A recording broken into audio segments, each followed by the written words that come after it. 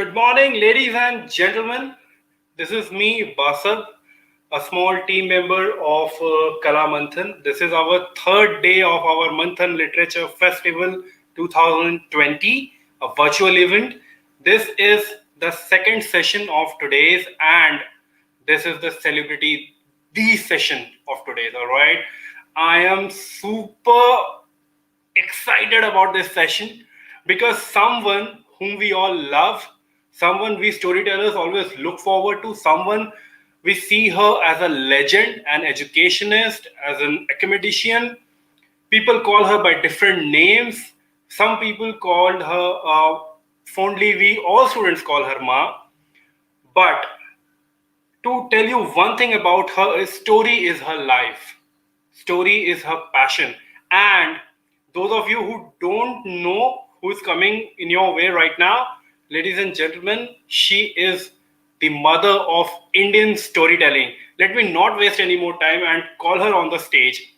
Let us all welcome the mother of Indian storytelling, Geeta Ramanujam, ma'am. Good morning, Baasab, and Good I'm morning, so Pranam, ma'am. How are you? fine. Thank you. Again, many happy returns of a lovely day and almost the end of the year. So Yes. it's the last program that I am taking on for this year. So I'm Wow. very happy. So it will be definitely not the end of the beginning, but the beginning of an end, I think. But hopefully that we carry on. Yes? Yes, ma'am. How are you, ma'am, first of all? And how has this lockdown been? How have you, what have all you have done, first of all? Okay, I thought there were three phases. One is to accept the situation itself because it suddenly hit everyone.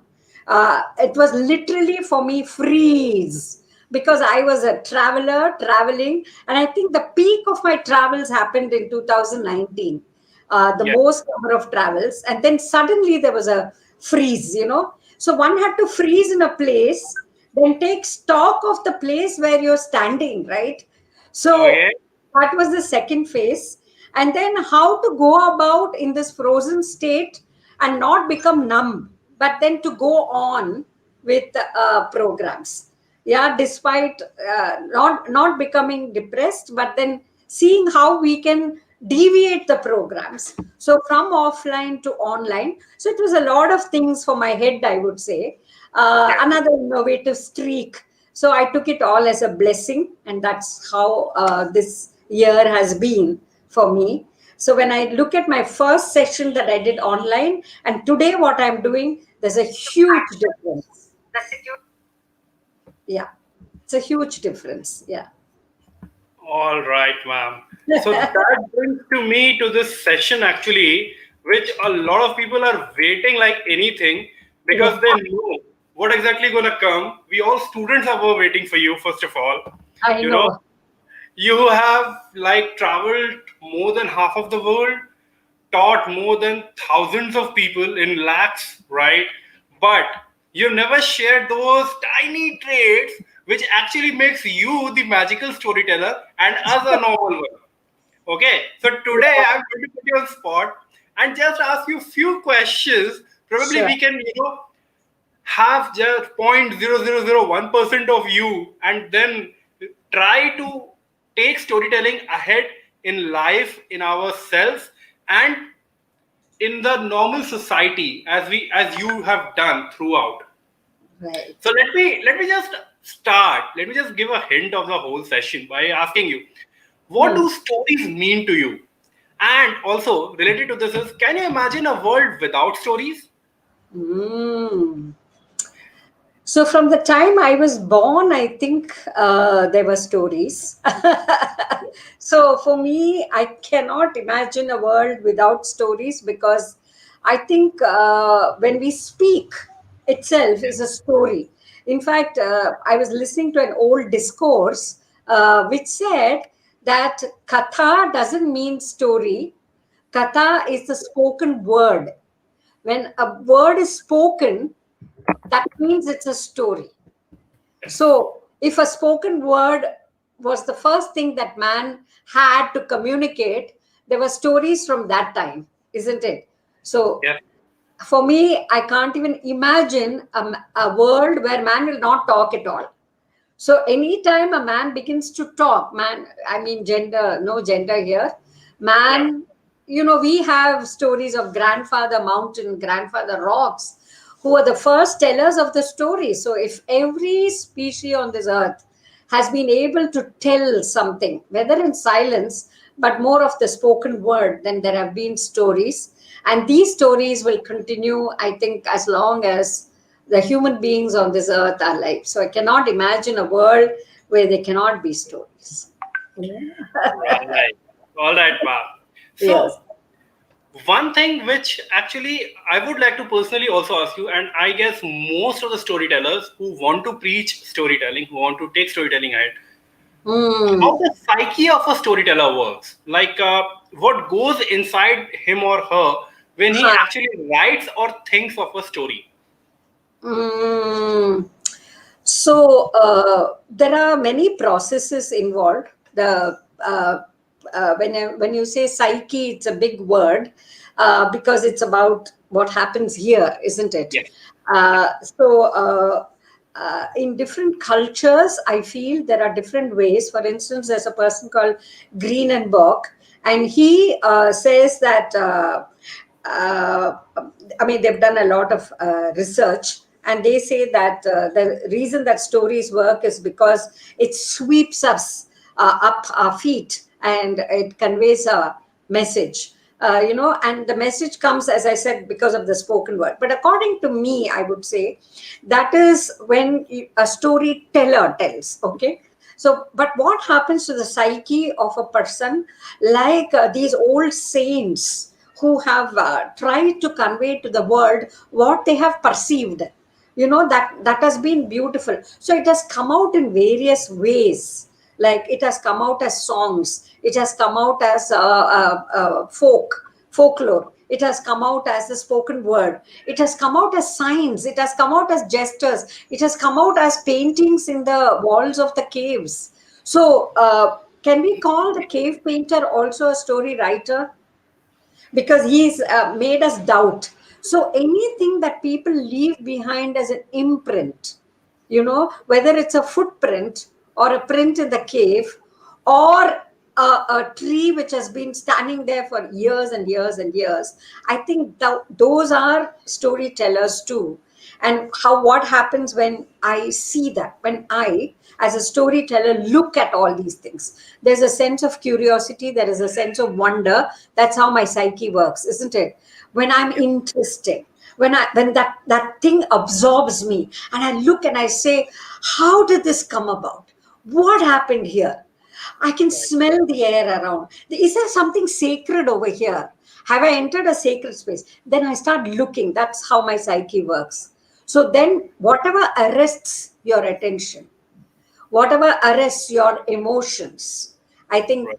that's when you begin to think of a story.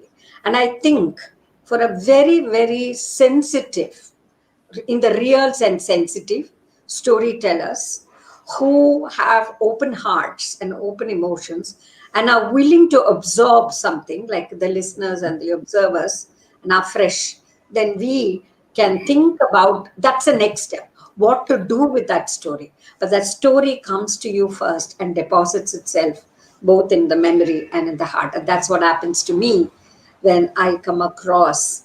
So I think most of the stories that I have got is not in a very crowded place, but in a very vast areas where I've had time to pause and reflect and allow the story to get into your system. And that's how I would say the psyche of a storyteller like me. I'm not talking for everyone, but I would say for me, that's how it works. Ma'am, if it goes with you, it goes with lakhs of students of yours as well, including me, just a student I am of yours. So, Right. you know, uh, you might have come across many people who actually don't even realize that storytelling is a process or storytelling is something.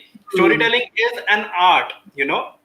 they might have been telling stories to their kids, but they don't know this is something, because I myself didn't know for a long time. I didn't know in my childhood that storytelling can be a profession. Storytelling can be, I can Yeah. imbibe storytelling in myself, and I can preach storytelling as an Right. art as well. So few people actually get amazed to see this and actually are surprised that why do we preach storytelling so much? I mean, why do we Uh, keep storytelling in so much high regards? Like yeah. it's a normal thing for them. I always tell stories to my kids. What is so unique about you? So, Uh, your opinion, ma'am. about preaching, isn't it? Yeah. Yeah. Like, why do we preach Preach storytelling? People might storytelling. think, Uh, normally. so there are two aspects I'm looking at. This is the regard and respect that you're talking about for storytelling, and the other is then making it so preachy. I would say actually preaching itself immediately reminds you of the gospel truth or the Sermon on the Mount.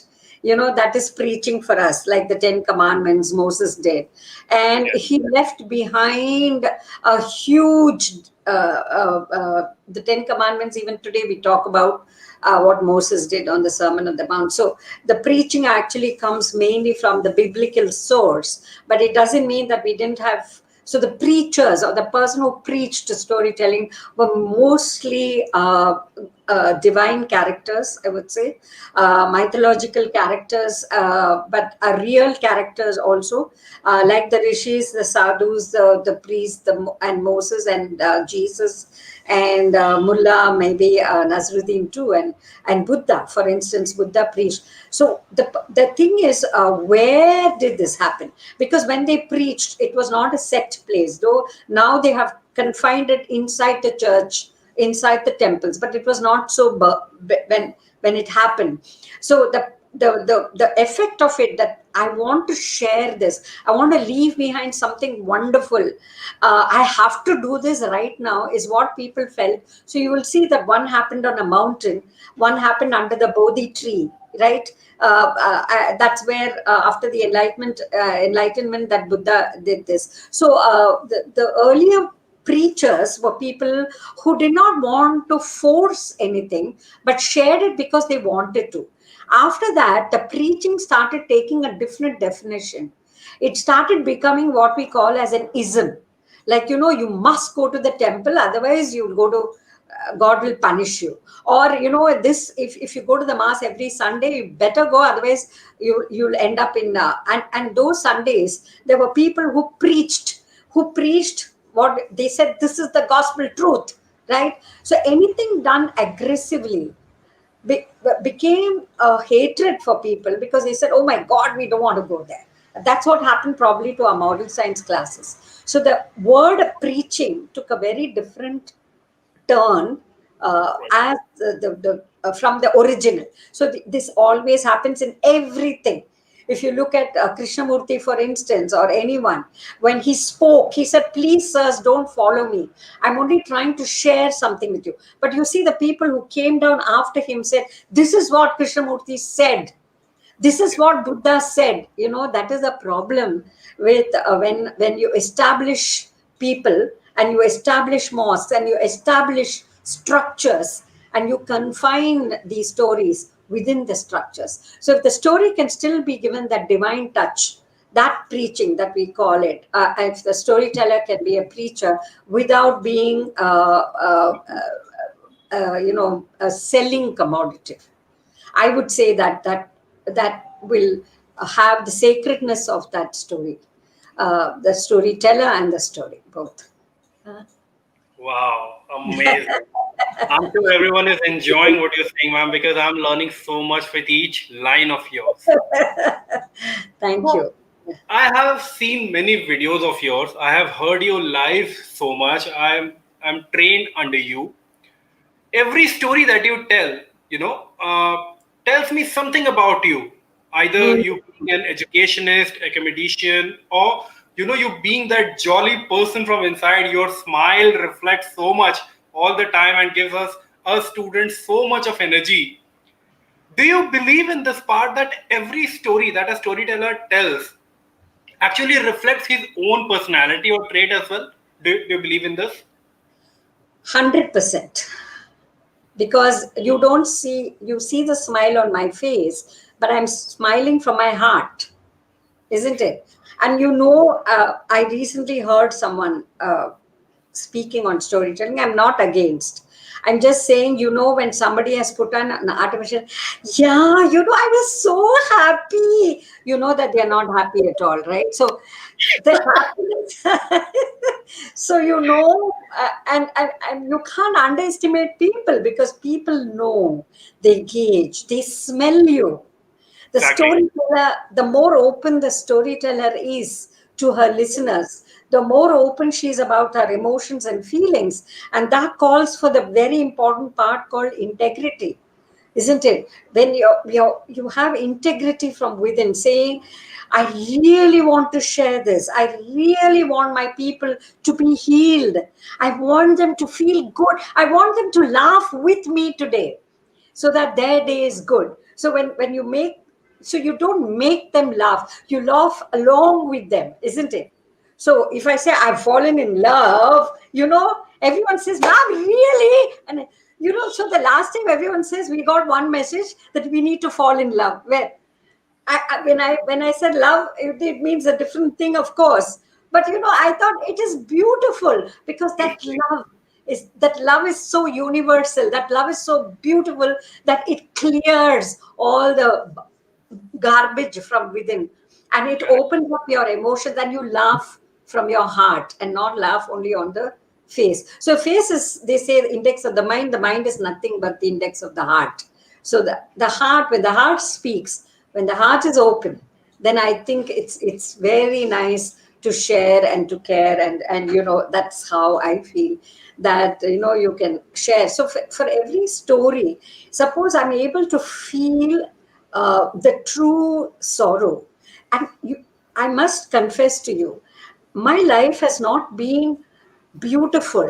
But if you watch your movie on a screen, it's like watching your own film, and you're not attached to it anymore.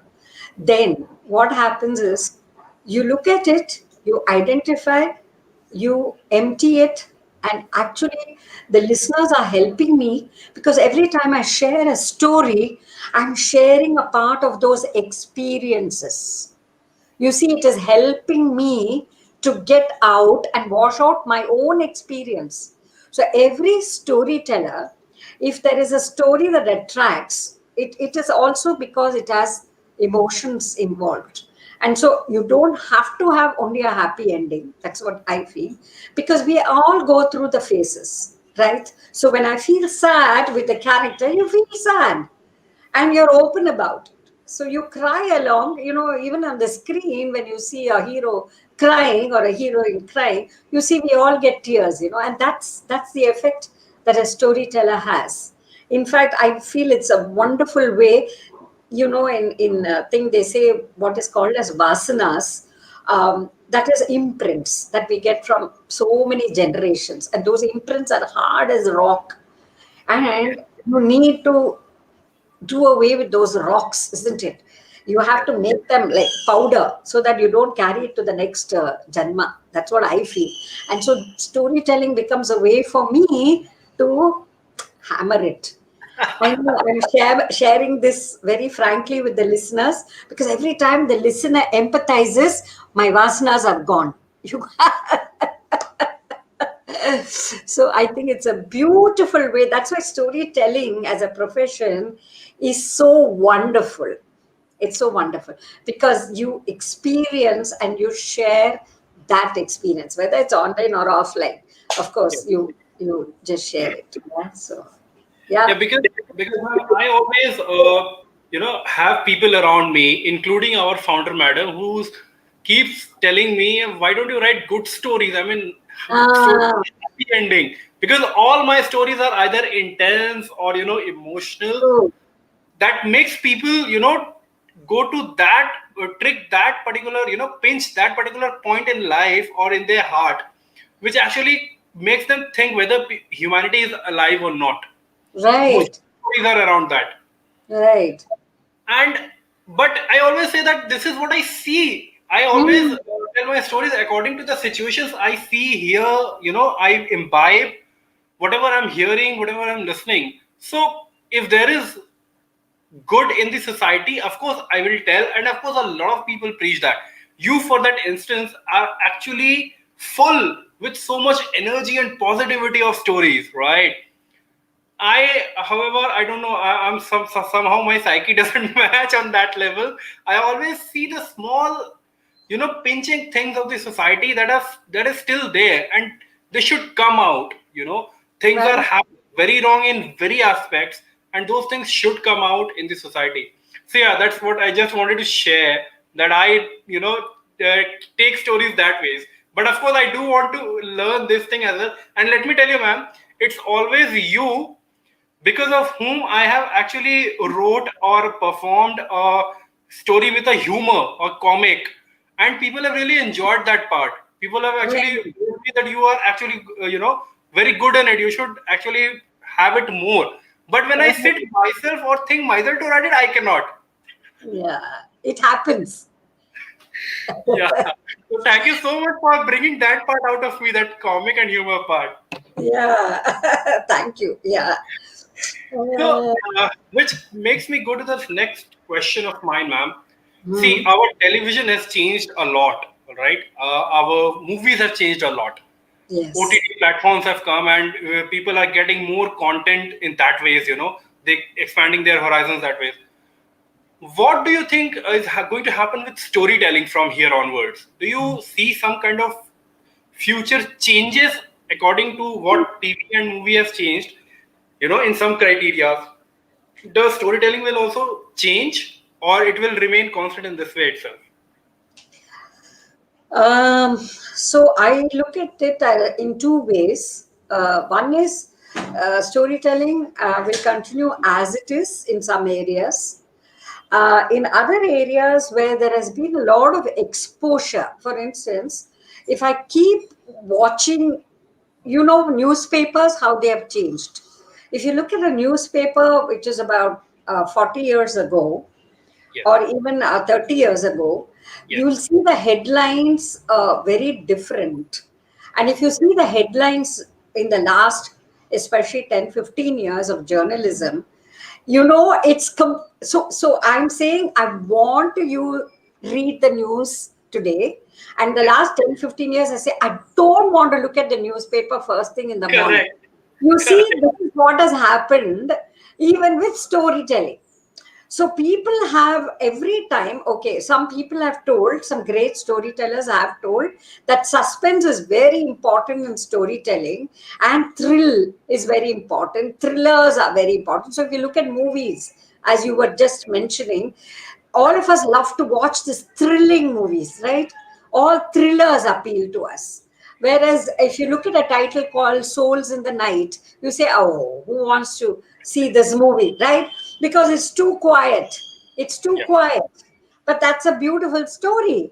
But Yeah. I would choose a thriller because there's action, there is suspense. Now, when more and more storytellers are doing this, because we have coined a new word called storytelling. The kathas of the olden times were not like this. It Right. Ramayana and Mahabharata had a lot of these, what do you say, these happenings, Yes. but they were not like thrillers. They helped us to actually stay and think about the characters. You see, that's the difference because they had subtle layers. The man who wrote them had done a lot of intuitive thought which came out as 24,000 verses, and so it has, the very fact that it has lived all these years is because there's something very appealing about the content itself. Whereas these thrillers are more like written for the audience, written for the. So it will, in due course of time, we won't remember a thriller story, say 40 years down the line. Whereas these stories, which were written down after a lot of research and being told over and over again, doesn't cause that kind of violence in our mind. It makes us think beyond the story. It helps us to think why Karna was this kind of a character. And I have a right to choose also whether I want to like him or not like him. There can be a confusion, makes you think. Whereas so the storytellers of today, they're doing a very good job, but the more you're doing it for audience sake and not for your own sake, then it is fully with, suspense, thriller, it's all fully mashed up like that. And that won't stay for too long. I'm more a marketeer than a storyteller. Exactly, exactly. So I'm using more and more stories for my marketing, for aggressive thing. Like if you, I've just bought a car. Okay, now it's a simple deal, isn't it? I go to the a dealer. He asked me to fill a feedback form. Yes, good. How was the service? Everything. After that, I got at least 6 calls from them, and I was so fed up because I don't need to. They were telling me stories. They say, "Thank you, ma'am, for buying our car. I hope it's doing very well, all that." But I know where it's getting to. So they become predictable also, remember. Your stories are also becoming, storytellers are becoming predictable because of voice, the tone, everything matters. So I know immediately from where the call is coming, I cut the call.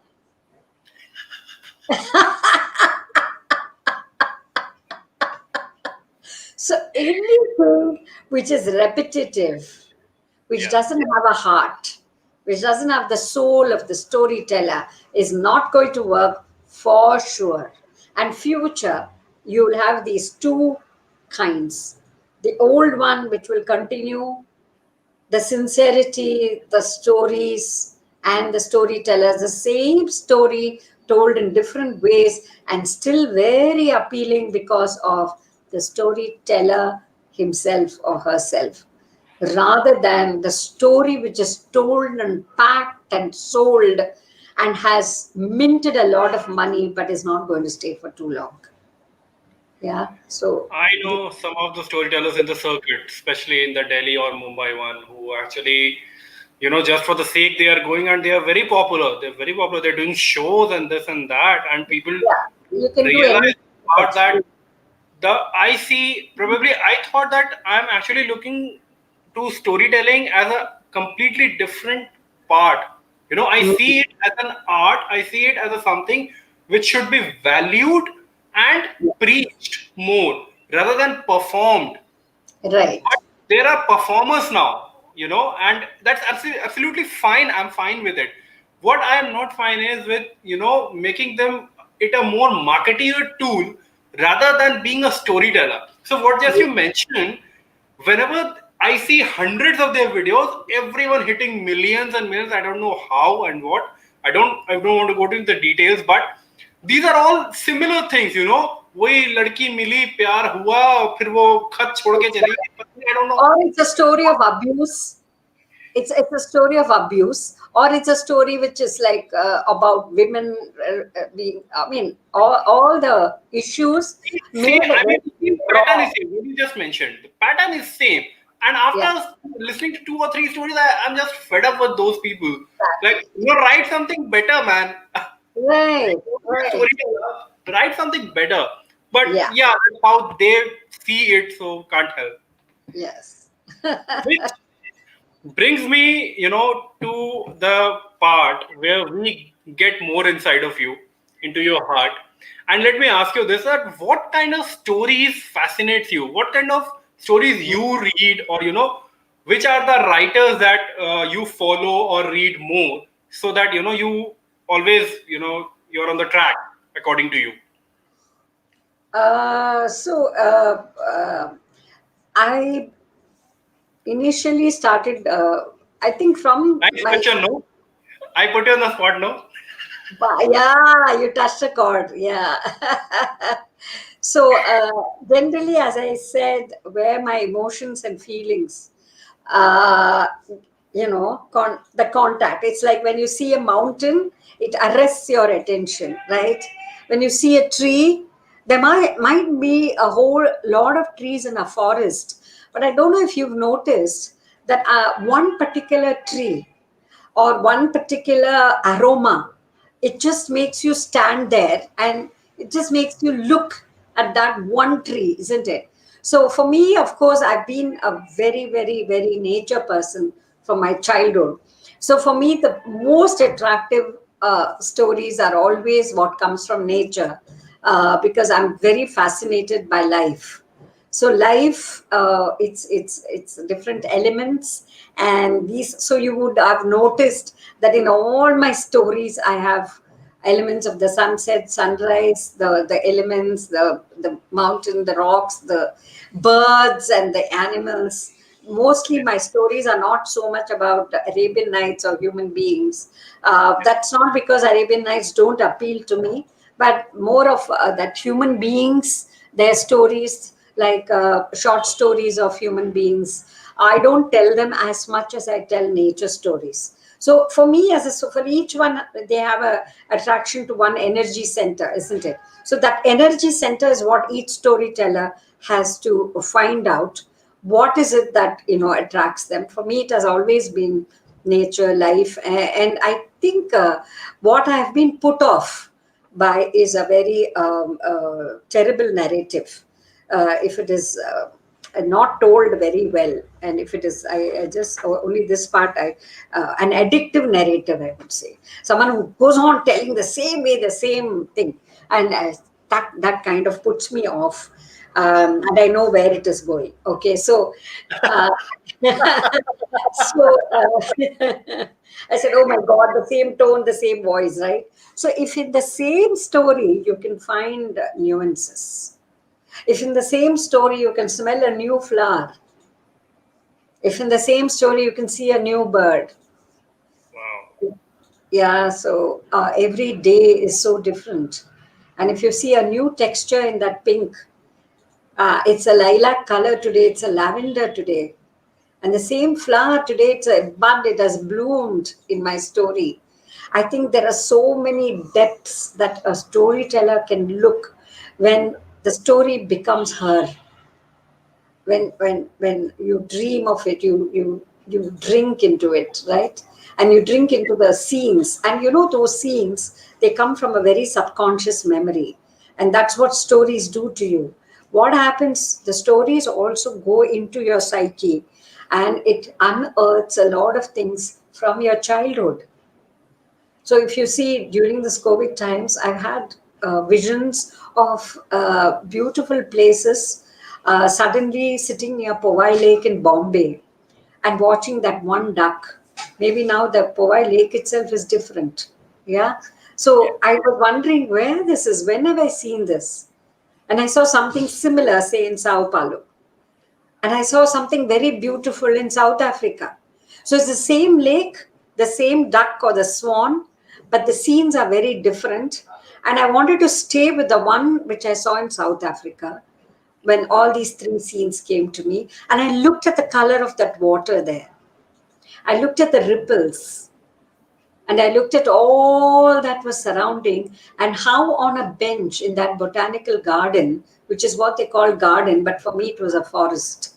There was not a single human being around. That water mattered the most to me. It Yeah. was both me and the swan and me.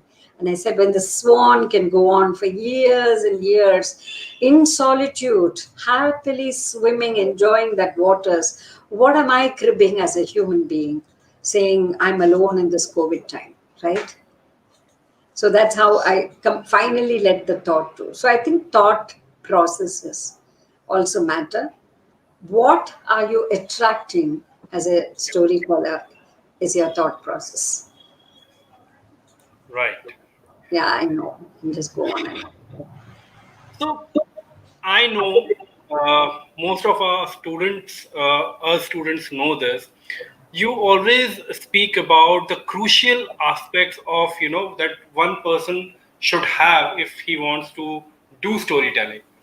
There Right. can be countable things, but what according to you is the most crucial one, the most important aspect if you want to be a storyteller? Uh, I think even your beginning, when you start to speak or tell a story, and the last fragrance that you leave behind. Wow, the end That and the beginning, the beginning and the end. beginning and the If end. you're able to leave that fragrance for people, like just now I was telling you, that place in South Africa left a fragrance in my mind. You see, and so I could bring it back. That's what a storyteller should do. So, beginning and end, I think, matters a lot.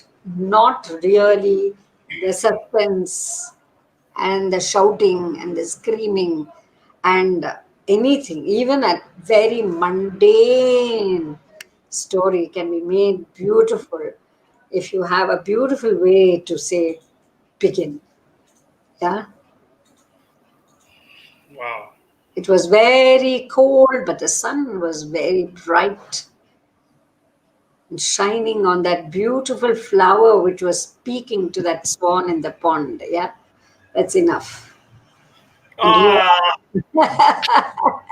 I so, was just about to say that I'm not going to ask any question. Please continue, ma'am. so And I think you noticed that. That's why you stopped, right? Steven Spielberg, the famous yeah. filmmaker, says that the most amazing thing for me is that every single person who sees a movie, not necessarily one of my movies, brings a whole set of unique experiences. But through careful manipulation and good storytelling, you can get everybody to clap at the same time, to hopefully laugh at the same time, and to be afraid at the same time. Your views on this, man? I'm a great fan of Spielberg because you know why I like him, apart from many other Martin Scorsese or anyone, is because he had the guts to take different, totally different stories. Like Yeah, if you see Schindler's List and if you see a thing called Armageddon or I think Amadeus, I'm not sure, I'm sorry about that thing. yeah, It was about a black slave. And yeah, then there was another movie of his, which is E.T. For instance, it's a completely science fiction. So you see, totally different genres, different totally, things. completely different. But as you're watching that film, you start wondering. I don't even know the director, but every time I watch a Steven Spielberg film, I know could this be Steven Spielberg? But because he knows how to carry that thread, the plot, and as you said, make everyone laugh, yeah, and everyone cry at the same time. That's Yeah, the beauty of Steven Spielberg. He knows just exactly those moments which will hold the attention of the audience, isn't it? yeah, uh, yeah, like everything will be a quiet room, everyone will be wondering, he'll build up that suspense and slow, and then give us this freedom, the first time the black man will ever talk, because till then he's not never been talking, so he builds that character, so yes, that is something. And as he says, even about other films, when you look at the way people have done research, for instance, like David Devine, if you look at the Dr. Shivako, see, he got the character called Omar Sharif, and yeah, he had to use Omar Sharif's face, because Omar Sharif was very popular for his facial expressions. So you yes, know how he thought about how to make everyone noticed that, because there are troops marching in, and they show Omar Sharif in the veranda. They don't show the troops marching in. They only the camera is on his face, and you'll yeah, see Omar Sharif, suddenly saying, and then and only the eyes. Through the expression of the eyes, he brings fear. You know what is happening in the field just by that storyteller, that man who's silent and his expression. And this is what a director can do. And this is something that everybody noticed and wrote about it. How come he was able to appeal to everyone? Because he knew that particular place, that particular. So that pausing, reflection, and research, I think, is so important for a storyteller also. How to tell your story, isn't it? So where to place your camera, what to do, where do you put, do I have to show the people saying, oh, the stars are beautiful, or just place the camera on the galaxy of the stars and the entire audience in the theater says, wow. Yeah. So I think it's the people who know exactly what tactics to use. I wouldn't say tactics, but strategies, but also a lot of research which goes into it. And I'm a great, as I said, I completely agree with Steven Spielberg. Have I gone off the thing? Shiva? Just see. Baasab? Basa? I'm very sorry. It was an error from my end. You were on the screen. I'm so sorry. These So you were online things sometimes you hurt. were too mesmerized by my answers, I think. I You think literally froze. I think more than me, my this stupid camera was mesmerized. No, no. Let me take I mean, some I was pictures. like, seriously, man, it shouldn't happen right now. I'm Wow. so glad, it came back. Right. So, it brings me to one question in particular, ma'am, because that is something which I am fascinated a lot about. It's about folklore. Ah, So folklore in our country has been great, all right. While growing up, we all have heard those characters, be it fictitious or mythological, doesn't matter. But they were great. There are epics in our country. Do you think now there are writers or storytellers who are actually taking it ahead?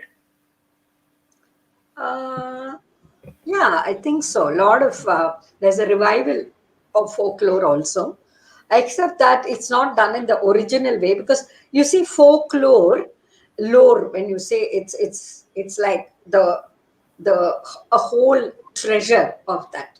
The way the style is called the lore, right? So now folk itself have been changing, right? So if you see a story which was passed on from the great great great grandfather, it would have undergone a lot of change by the time I tell that story. So the styles of telling has disappeared, unfortunately, because we don't understand it. See, anything which is a gamut of time, which is not explained, which is not carried forward as a tradition, goes. And this happened because of the television, the technology, and the easy way, the quick way. For instance, I'm sure we would all hesitate now to go to a movie theater and actually watch a film because everything is now available on the computer and just in one little thing, right? So, well, it's a matter of time, but I would say that it is definitely being carried on because I think every story has its own destinies, and so does folklore.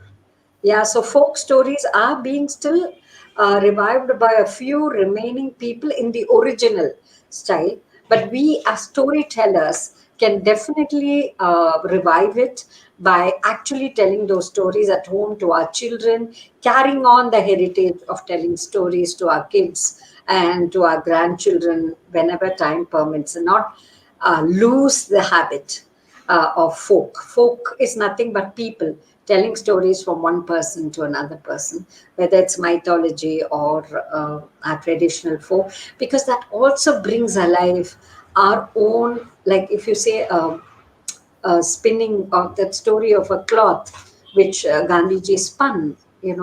It tells you about the cloth, it tells you about the thread, the cotton, and what was the Swadeshi movement all about?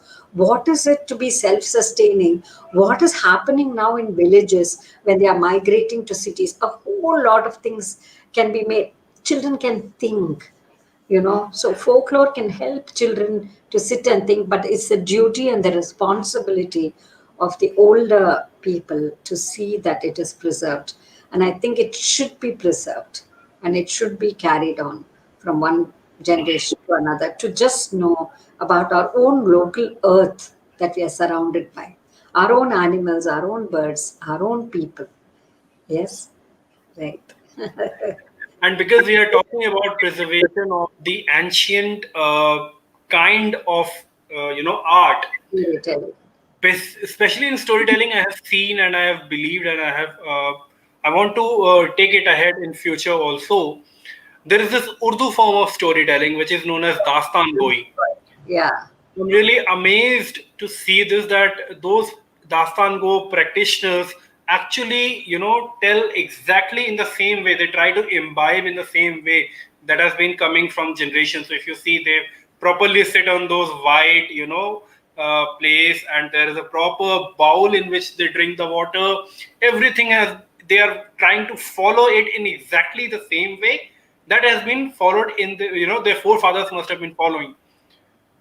What is, according to you, is actually something that we all should take forward ahead with us, all storytellers, be Mm, it a person who is seeing as a marketing tool or whatever. But as a storyteller, still you have an audience, right? You have people following you, you have people are listening to you. That is a great thing. People don't listen these days, everyone just want to talk. What is one thing that you feel that we all should take ahead as a storyteller? I think responsibility would be a great thing, if I can say. I think we all need to take up accountability and responsibility, because it's a huge thing to be a storyteller, because you are actually fine tuning young minds, and not take it because you want to earn money or because you want to market something, but remove all that and say, why do I want to be a storyteller? Yeah. Or what should be, even I may not even call myself a storyteller, as a human being. What should be a story for a human experience is that every word I speak should should be watched out. I, at least for my part, I will see that I tell something beautiful so that the next generation can take it forward, or they would love to come back and listen to me. That is something I think we should insist upon, because there's a lot of exposure for a lot of other things. So, accountability, responsibility, and thereby sustaining the respect, I think, is very important. For instance, if you look at, see, everything also depends on its destiny.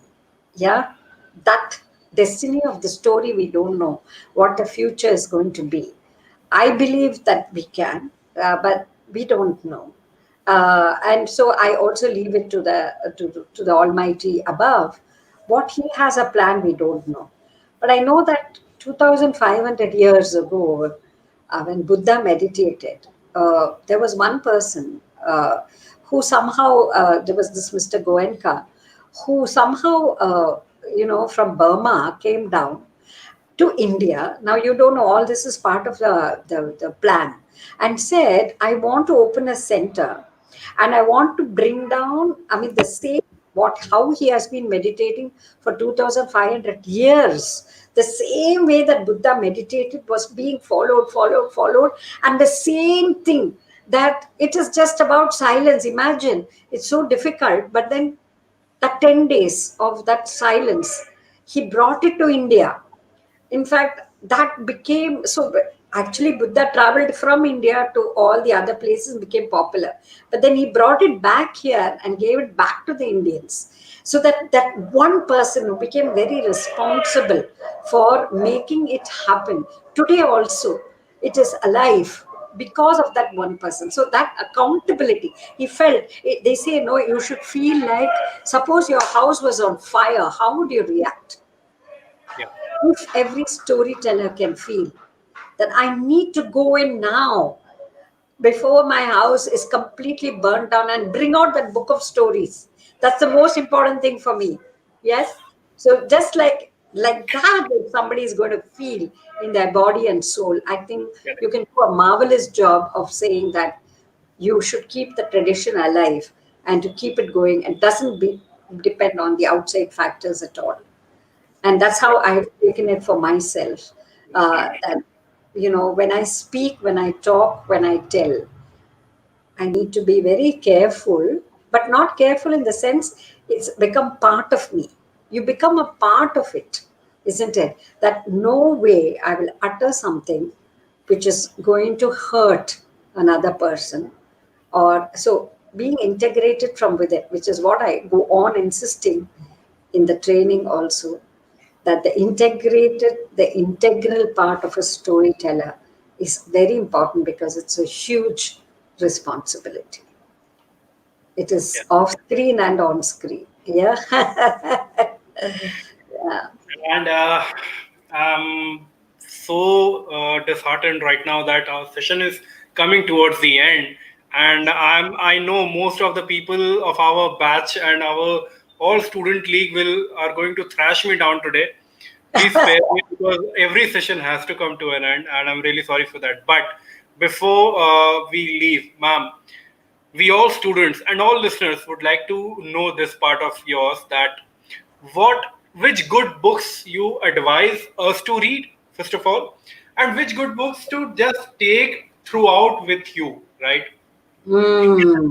Irrespective of what our choices of readings are, to become a better storyteller or a good storyteller, which books are you reading right now and you would suggest us? Because I believe reading is also very important if you want to be a storyteller. Yes. I think I was again I follow the Neti theory. I definitely don't want to read a few books. So any other, I would pick it up. A Sometimes you pick up a story because somebody has very strongly suggested it to you. When you begin to read itself, you know that it's not your cup of tea. It's because of what you have been reading, right?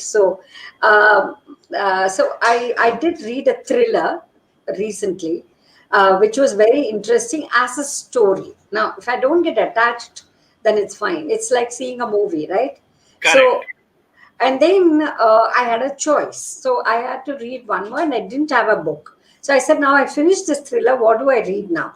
I went back to Siddhartha by Herman Hesse because that's one story that I know it tells me different things at different times. Every time I read it, I find something new, something beautiful. There's a depth in that story. So there are many books like the Bible or the for instance, I'm also listening now to the Bhagavata Saptaham. What they say is 7 days of the Bhagavat, which is very interesting because it's talking about determination. It's talking about, it's talking about bhakti as a young girl with two old children, 80 years old. The two sons, one is called determination and one is called knowledge. And both are dying in the Kali Yuga, but bhakti is still young. So it's so beautiful, the metaphor. I'm listening. I go back sometimes and listen again. Okay, so I know I'm in that frame of mind, but it depends also. So I can read a thriller. I can also see a movie about falling in love in the night. I can also read Siddhartha. But why am I doing all this at one time? Is because I'm not attached.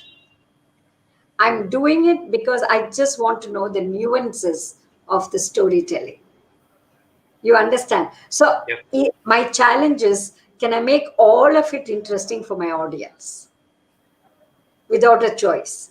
Can I make everything interesting? Yeah, is the challenge that I'm loving or I'm enjoying. So I'm doing something very different. But I'm definitely not uh, doing anything like trash because it hits me. I'm not able to digest anything which is only about very banal things, uh, sex, for instance, because I'm off it right now. I won't say that everyone should be like that, but I cannot watch something and I cannot read too much of it, the details of it. Like, I wouldn't like to watch on Facebook somebody's bedroom. I would rather, just say that you're fine, I'm fine. Read a story that you had when you went for a trip rather than see how you slept in the bedroom itself. Yeah. Because that doesn't interest me. Yeah. So I have gone off these things and I'm looking for something which is more in depth for me, which appeals to my heart at this stage and appeals to my mind, because as I said, the mind has to be tuned also, isn't it? So when the mind is tuned, so can I be without prejudices is what I'm asking myself. So I'm trying to read every possible book that comes my way. I've ordered for a new book which is all about our Indian history being retold, very beautifully written. So I'm waiting for that book. I've ordered it on Amazon. So again, to know a little more, I think, is something beautiful. Always learning is always beautiful. There's another book I'm reading called Ideas itself. The book name is called Ideas, which is again very interesting. It is about the origin of ideas. So, Wow. well, Wow. Isn't that something we should all learn? Wow. All right, but ma'am. but I one thing I want to say is when I watch something and go to sleep, it's different. When I read something and go to sleep, I get a very sound sleep. Okay. Definitely, I'll vouch that reading and going to sleep is definitely more satisfying, at least for me, than watching something and going to sleep. Yeah. So Wow. I would really urge people to not let go of the habit of reading.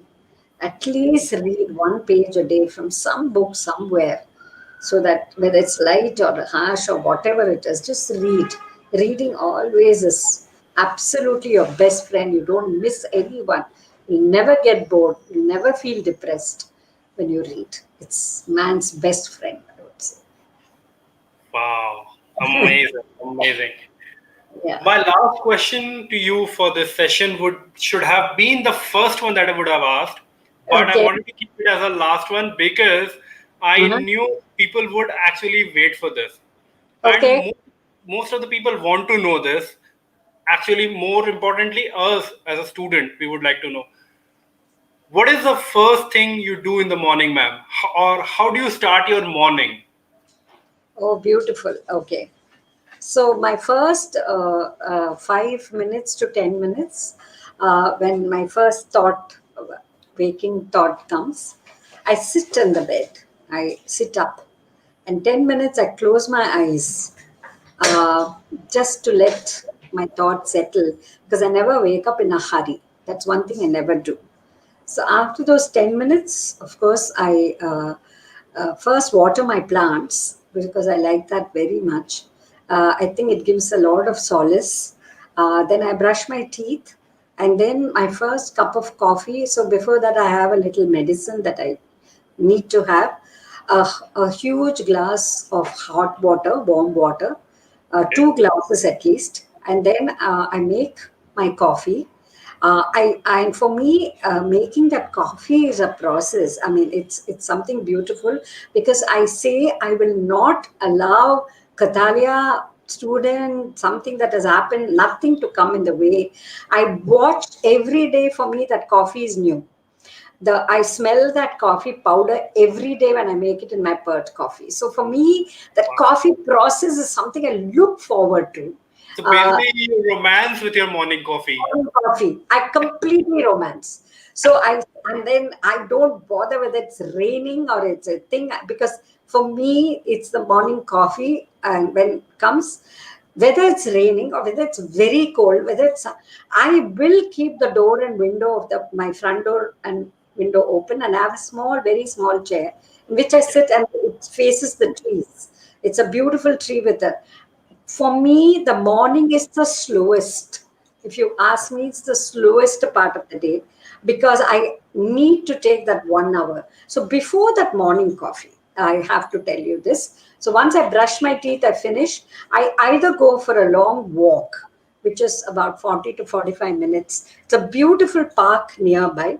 And there are 5 parks near my house, very strangely, beautiful Wow. parks, and they have just refurnished it. I mean, they've put new plants. So I look at every new plant and all the old trees that have been supporting these new plants. So I take a walk for 40 minutes. So I do this alternate days. One day I go for a walk, and one day I do my yoga. So the Wow. yoga is another beautiful thing. So after these two things, I look forward to my coffee. So the whole thing takes nothing less than 2 hours at least in the morning. So my first 2 hours in the morning are completely to myself. No phones, no WhatsApp, nothing. So I just act with peace with myself first. Then I begin to think of anything else. So the first part of my day is very precious to me. Yeah. I'm very happy with this.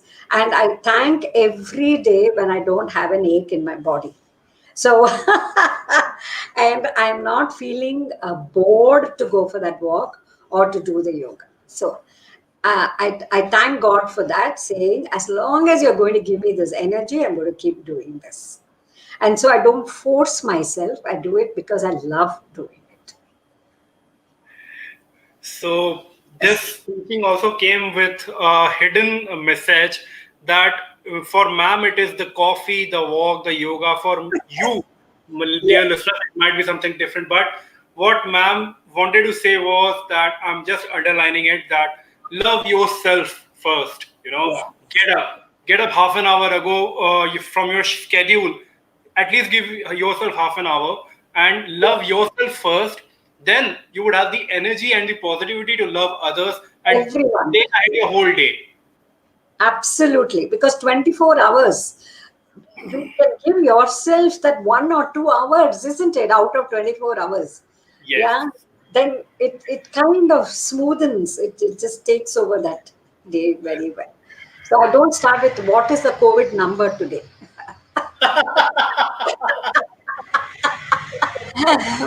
So I think it's fine because now our newspapers and news are not very encouraging anyway.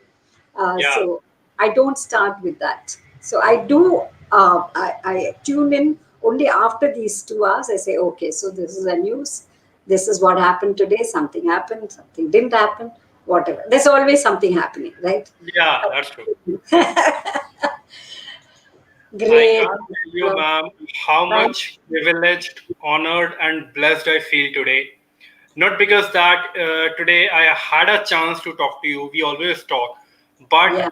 this day, you know why it is special for me. I Yeah. know why these 3 days have been very special to me. But talking to you this morning, getting the enlightenment, getting your views and your experiences, and most important, getting your blessings. You're teaching us, all of us, I would say, those little nitty gritties that actually can make sense into our lives, and like it can actually make us different from this world or how we see things. I thank you from the bottom of my heart, ma'am. And what you was telling, that you thank God each and every day, that as long as that God gives you more health, you will keep doing what you're doing. Ma'am, I would like to tell you that lakhs and lakhs of people, including your students, always pray this. I always pray this, that you should get at least 50 more years. Till the time we are alive, you should be exactly like this, be with us. After we are gone, तो फिर हम तो कुछ नहीं कर सकते ना उसके लिए. We The don't know what story, will the happen. story will live. The story will live. Stories will live, exactly. But to have a powerhouse like you, I always feel amazed and surprised to see the kind of energy you have and the positivity you have. Your laugh actually creates a lot of difference, ma'am. Let me tell you, the smile on your face, the laughter, it actually imbibes something in us, that what are we cribbing for? We are so young and we have a lot to do. The thing is that we have a lot to do, give back to the society in some or the other way. So thank you so much, ma'am, for preaching, being not only as a storyteller, but as a guide who actually leads with example, who actually sets the bar higher, top notch every single time.